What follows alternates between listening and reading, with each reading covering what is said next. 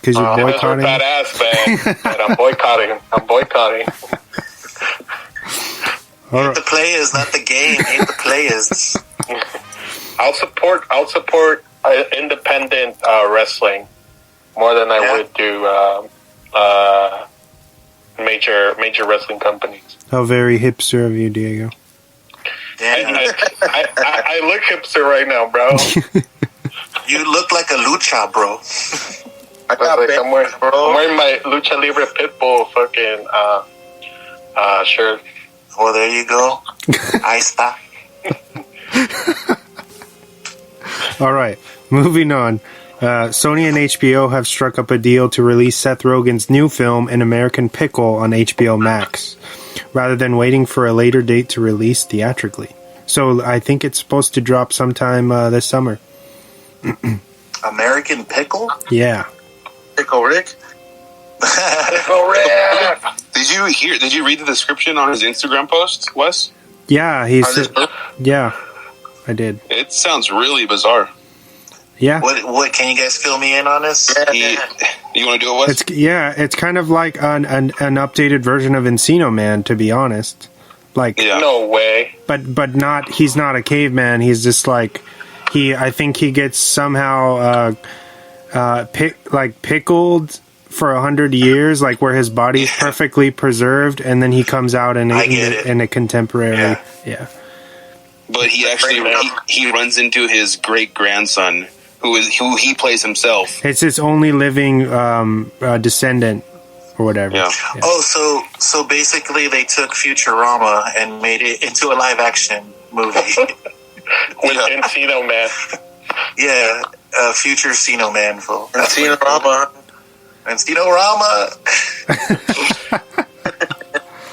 All right, and we already talked about Hellraiser, which was cool. Yeah. My final piece of news, Kevin Smith is using the quarantine as a means to get creative as he's finished the first draft of his sequel to Mallrats. The working title right now is called Twilight of the Mallrats.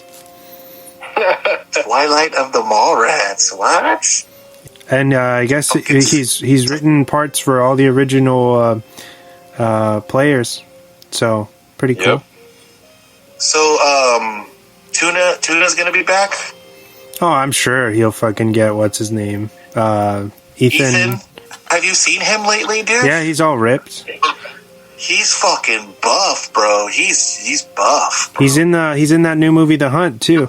You said tuna. That's funny, dude. He's forever Tuna to me, dude. That or the guy from American History X, but I like Tuna. He's like, you dumb bastard. It's not a scooter. It's a sailboat. It's a fucking sailboat. You dumb bastard. All right.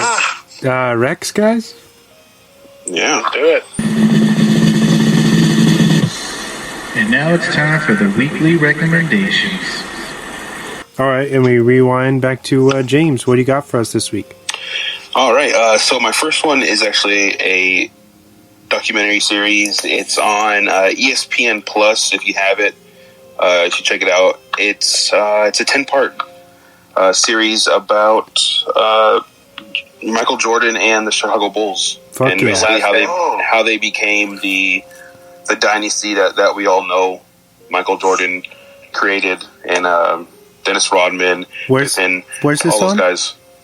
It's on ESPN Plus. Okay, cool. You might be able to find it somewhere else, but that's where I watch it. And I know it's a ESPN Plus documentary. Nice. So it's pretty cool because there's a lot of behind the scenes stuff that nobody ever knew. One crazy story was when Michael Jordan was a rookie, he walks into a hotel room with everyone who's on the team, and there's just a bunch of basically naked girls and cocaine everywhere. Damn. And he's like, I gotta go. I'm not gonna be here. I don't want to get in trouble. Chicago. Yeah, they called it. I forget Pippin. the exact words, but they called it like a cocaine circus back in the day when they were, I think, in the early '90s. So That's cool, man. Right before he got drafted. So that's pretty crazy. You check that out if you're a basketball fan, or if you just it's a pretty interesting story of how they became the dynasty that we all know they are. I can imagine the fusion of seeing Michael Jordan getting into like the pop culture and hanging out with more celebrities and becoming the super icon that he is, because he's such a cool guy. I mean, I've never met him, but I mean, just from like interviews and shit. But he seems like he's a really awesome guy, you know. Oh yeah, like charisma, you know, just from a basketball player. So check that out if you have ESPN Plus. If you know someone, borrow their login so you can watch it. My other recommendation is a rec from Chris. It was The Expanse. He actually wrecked that a few weeks ago. It's on Amazon. It's a Prime original. I believe it was owned by Sci-Fi at one time. But it's pretty interesting. I'm only about halfway through the first season, but it's got me hooked, and I'm kind of blazing through this pretty fast. So, what is it called? The Expanse. The Expanse. Okay. Check it out, man. Sci-fi, space, crazy stuff. Cool. Those are my two. I got two recs, and these two recs have to deal with Pete Davidson, dude. And my two recs are a movie that he just recently did in 2019. It's called Big Time Adolescence. Yeah. It's a good. I swear to God, I heard freaking James or somebody recommend this before. I don't know, or he told us to watch it or something. So, I know. I told Vic like a week ago about it. I don't know if that's how you heard about it or not. Maybe I have, dude, but maybe. Yeah, but it's a good movie, dude. It's about freaking Pete Davidson being a babysitter, dude, and that's already a crazy thought, is it already? Yeah. But he's actually like a cool guy to some kid, and that's basically the moral of the story. And they start doing crazy things together, so it's a pretty good movie, and I recommend people to watch Big Time Adolescence on Hulu. It's on Hulu right now. I think it's is it a Hulu original? Yeah, so if you got Hulu, you know, get on that. And then another one that's from Netflix that's done, it's a Pete Davidson stand-up, dude. Yeah. It's called Alive from New York, dude, and I honestly found it pretty funny because he's so dry in his humor, and like he has good delivery with it too. So like I recommend people check out Pete Davidson's Alive from New York. It's pretty funny. Check it out, dude. It's on Netflix. And those are my two recs, gentlemen. I like how he talks about his dad being a fireman, all coked out. Yeah. I didn't want to like ruin his jokes, but yeah, dude, like dude, like, he has such good dry humor. About him ordering grandes at freaking Starbucks, you can't do it no more. Like that shit was funny, dude. That shit is funny. I got let's see, I got a couple recs here. The first one I've been watching on Netflix is, and I think James actually wrecked this like not that long ago, was that 70s show. Yeah. I just restarted watching it from episode 1. I'm on like season 2 already of that 70s show, but it's fun just to watch it. Everybody knows that 70s show pretty much. If you haven't watched it, check it out. It's just a funny show. And then second one on Netflix is called Into the Badlands. Yeah. I can't remember if I wrecked this before or if we wrecked it, but I just started watching that again just to get into it, and it's fucking really good, dude. I really like the concept, the story of that show. Yeah, and then it, so you like, I think they're done with it now, so you can watch the rest of it on Netflix. So yeah, go ahead. You know how many seasons are for that? I think it's 4. Is it 3? 3, but 3 was two like a 2-parter, like a. Okay. Yeah, they did something like that. For sure.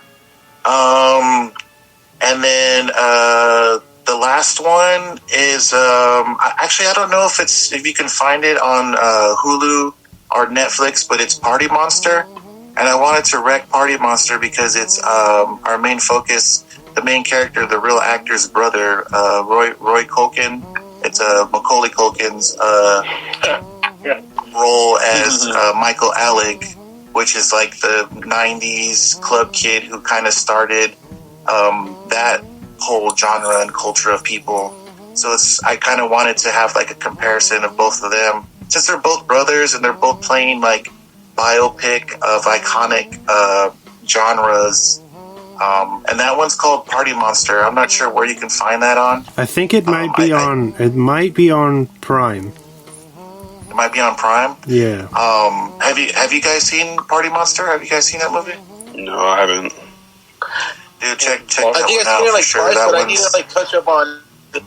Yeah, it's I on remember Prime. it's like crazy party dudes, and they like do depressing stuff sometimes. But like that's all. yeah, it's